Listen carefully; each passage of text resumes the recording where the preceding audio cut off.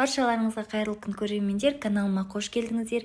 Бүгін сіздерге миксерді қолдануды қажет етпейтін ең қарапайым ғана ингредиенттерден жасалынатын өте оңай әрі алғашқы жасағаннан биік болып көтеріліп шығатын пирогтың рецептісімен бөлісемін. Ең алдымен құрғақ ыдысымызға 3 жұмыртқамызды, шекерімізді салып, венчиктің көмегімен жақсылап біркелікті масса болғанға дейін араластырамыз. Ешқандай миксерді қолданудың қажеті жоқ. Содан соң бөлме температурасында тұрған сүтімізді қосамыз. Сүттің орнына айран қолдансаңыздар да болады.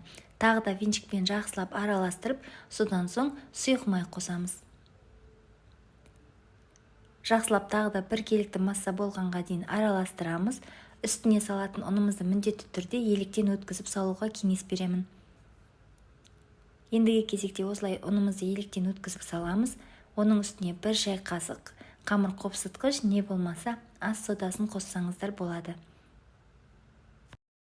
Ұнымыздың барлығын бірден салмай, бірнеше бөлікке бөліп салыңыздар. Сол кезде пирогымыз әдемі болып көтеріліп шығатын болады.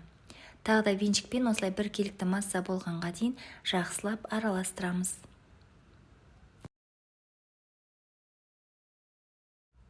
Көріп тұрғандарыңыздай біздің массамыз дайын. Осы видеодағы қоюлықта болуы қажет.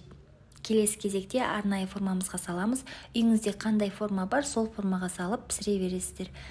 Осылай палька қағазымен орап алдым. Ішін міндетті түрде майлауды ұмытпаңыздар. Печкамызды алдын ала жақсылап қыздырып аламыз. 220 градуста қызарып көтерілгенше пісіріп аламыз. Әркімнің печкасы әрқалай, сол себепті қарап тұрыңыздар.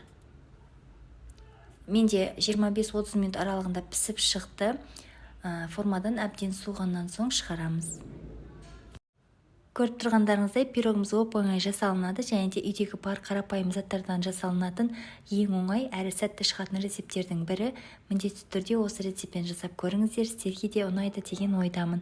Осымен пирогымыз дайын. Үстіне қант ұнтағын сепсеңіздер болады. Қант ұнтағы болмаса, ол міндетті емес.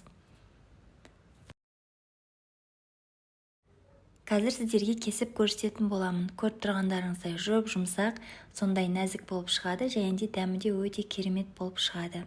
Егер видео ұнаған болса, рецепт ұнаған болса, лайк басып, астына өз пікіріңізді қалдыруды ұмытпаңыздар. Алдағы уақытта көптеген пайдалы рецепттермен бөлісіп отыратын боламын.